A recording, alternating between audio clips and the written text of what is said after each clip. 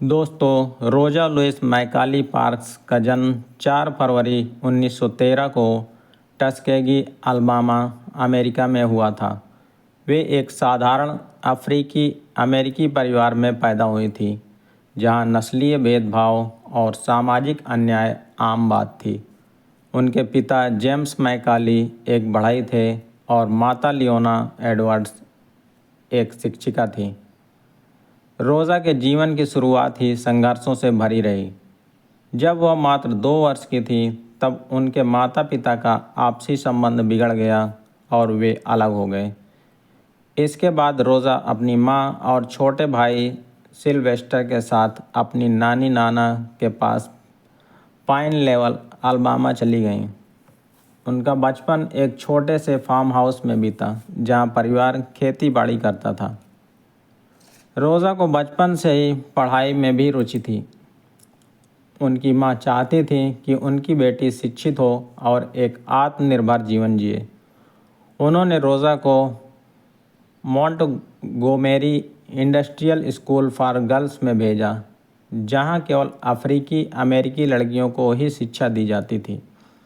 हालांकि यह स्कूल गुणवत्तापूर्ण शिक्षा देता था, परंतु रोज़ा और उसके जैसे अश्वेत छात्रों को बाहर की दुनिया में बहुत भेदभाव और अपमान झेलना पड़ता था। बसों में, स्कूलों में, दुकानों में और पार्कों में हर जगह श्वेत और अश्वेत लोगों के लिए अलग अलग सुविधाएं थीं। रोज़ा को यह भेदभाव बहुत दुख देता था। उन्होंने बाद में कहा, मैंने कभी महसूस नहीं किया कि मैं किसी से कम हूँ, लेकिन इस समाज ने हर कदम पर मुझे ये जताने की कोशिश की। जब रोज़ा किशोरावस्था में पहुंची, तो उनके परिवार की आर्थिक स्थिति कमज़ोर हो गई। इसके कारण उन्हें अपनी पढ़ाई बीच में छोड़नी पड़ी, ताकि वे अपनी मां की मदद कर सकें। उन्होंने सिलाई का काम सीखा और दर्जी के रूप में काम करना शुरू किया। इस दौरान उन्होंने अपने आसपास के समाज में हो रहे अन्याय को और गहराई से महसूस किया। विशेषकर उन्हें यह खलता था कि अश्वेत लोगों के साथ एक दूसरे दर्जे के नागरिक जैसा व्यवहार किया जाता है। सन 1932 में रोज़ा की मुलाकात रेमंड पार्क्स से हुई, जो एक प्रबुद्ध और जागरूक नागरिक थे तथा NAACP यानी national association for advancement of coloured people के सदस्य थे। दोनों की सोच मिलती थी और जल्द ही उन्होंने शादी कर ली। रेमंड ने रोज़ा को फिर से पढ़ाई पूरी करने के लिए प्रेरित किया। रोज़ा ने हाई स्कूल डिप्लोमा हासिल किया, जो उस समय अफ्रीकी अमेरिकी महिलाओं के लिए एक बहुत बड़ी उपलब्धि मानी जाती थी। यहीं से रोज़ा ने धीरे धीरे सामाजिक आंदोलनों में रुचि लेना शुरू किया और न्याय और समानता के लिए लड़ने की प्रेरणा पाई। 1950 के दशक में अमेरिका के दक्षिणी राज्यों में नस्लीय भेदभाव चरम पर था। अफ्रीकी अमेरिकी लोगों को हर जगह अपमान और असमान व्यवहार का सामना करना पड़ता था, चाहे स्कूल हों, रेस्टोरेंट, अस्पताल या फिर सार्वजनिक परिवहन।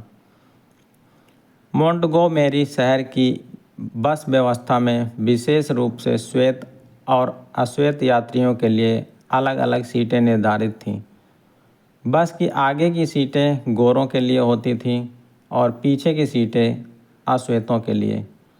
यदि कोई श्वेत व्यक्ति बस में चढ़े और उसे सीट चाहिए हो, तो अश्वेत यात्रियों को अपनी सीट छोड़कर खड़ा होना पड़ता था। 1 दिसंबर 1955 शाम का समय था। रोज़ा पार्क्स एक लंबा दिन काम करके थक चुकी थीं। उन्होंने मोंटगोमेरी की एक बस में चढ़कर अश्वेतों के खंड में एक सीट ले ली। कुछ देर बाद बस में गोरे यात्रियों की संख्या बढ़ गई। ड्राइवर जेम्स ब्लैक ने रोज़ा सहित 4 अश्वेत यात्रियों को सीट छोड़ने का आदेश दिया। अन्य 3 यात्रियों ने डर के कारण सीट छोड़ दी, लेकिन रोज़ा ने मना कर दिया। उन्होंने शांत लेकिन दृढ़ता से जवाब दिया, मैं थकी हुई हूँ, लेकिन शारीरिक थकावट से अधिक मैं अन्याय से थक चुकी हूँ। यह सामान्य विरोध नहीं था, यह एक आत्मसम्मान और स्वतंत्रता का प्रतीक बन गया। उनके इनकार पर ड्राइवर ने पुलिस को बुला लिया। रोज़ा को वहीं से गिरफ्तार कर लिया गया और उन पर श्वेत यात्री के लिए सीट न छोड़ने का आरोप लगाया गया। उनकी गिरफ्तारी की खबर तेज़ी से पूरे शहर में फैल गई। रोज़ा की गिरफ्तारी ने NAACP यानी national association for the advancement of coloured people और अन्य सामाजिक कार्यकर्ताओं को एकजुट कर दिया। 5 दिसंबर 1955 को रोज़ा की सुनवाई थी। इसी दिन मोंटगोमेरी के अश्वेत नागरिकों ने एक संगठित आंदोलन की शुरुआत की, जिसे कहा गया मोंटगोमेरी बस बाइकॉट। इस आंदोलन का नेतृत्व एक युवा, प्रेरणादायक और शांतिप्रिय पादरी ने किया, जिसका नाम था मार्टिन लूथर किंग जूनियर। आंदोलन की ताकत और प्रभाव यह हुआ कि लगभग 40,000 अश्वेत नागरिकों ने बसों में यात्रा करना पूरी तरह बंद कर दिया। लोगों ने पैदल चलना शुरू किया, चाहे कितनी भी दूर जाना हो। कारपूल, टैक्सी साझा व्यवस्था और साइकिल जैसे विकल्पों का प्रयोग हुआ।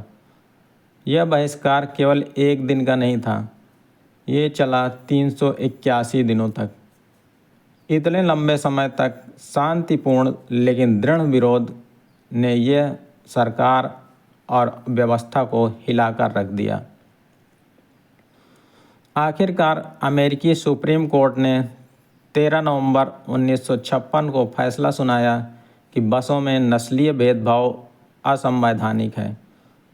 20 दिसंबर 1956 को मोंटगोमेरी की बसों से नस्लीय भेदभाव पूरी तरह समाप्त कर दिया गया।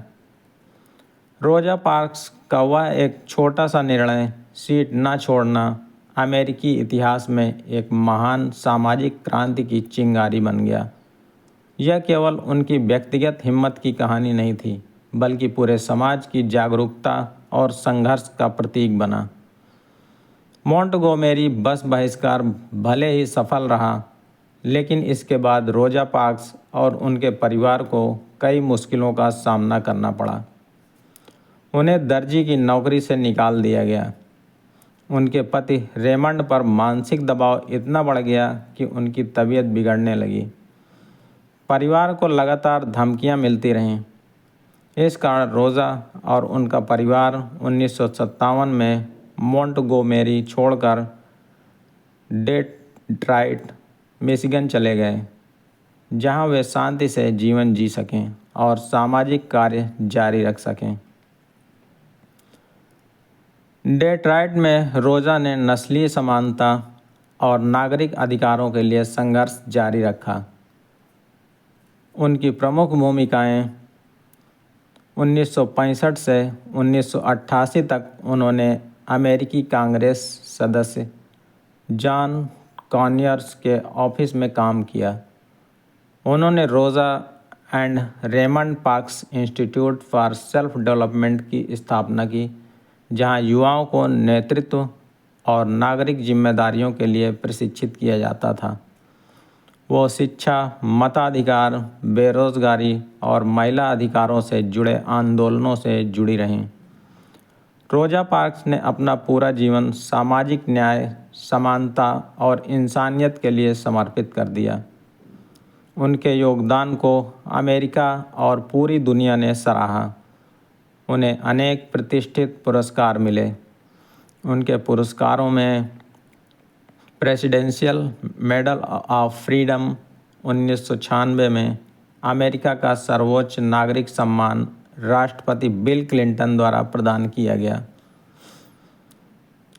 कांग्रेशनल गोल्ड मेडल 1999 में अमेरिकी कांग्रेस द्वारा दिया गया सर्वोच्च सम्मान, NAACP स्पिनगार्न मेडल और Martin Luther king junior award शामिल हैं।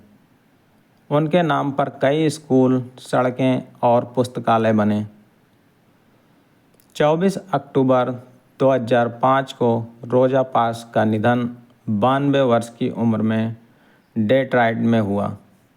उनकी मृत्यु के बाद उन्हें अमेरिकी कैपिटल बिल्डिंग में राजकीय सम्मान के साथ रखा गया। ऐसा सम्मान पाने वाली वो पहली अश्वेत महिला बनी। देश भर में लोगों ने श्रद्धांजलि दी। स्कूलों, चर्चों और सार्वजनिक स्थानों पर श्रद्धांजलि सभाएं हुईं। रोजा पार्क्स का जीवन यह सिद्ध करता है कि शांति और आत्मसम्मान के साथ किया गया विरोध भी पूरे समाज को बदल सकता है।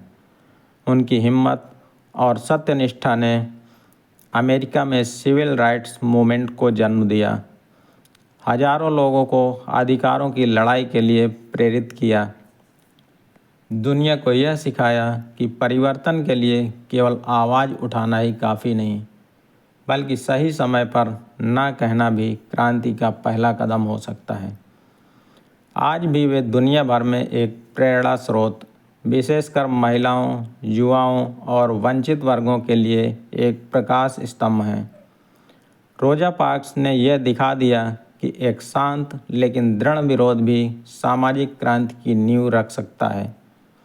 उनके साहस ने अमेरिका में नस्लीय समानता की दिशा में एक ऐतिहासिक मोड़ लाया और वे आज भी साहस, स्वतंत्रता और समानता की प्रतीक बनी हुई हैं।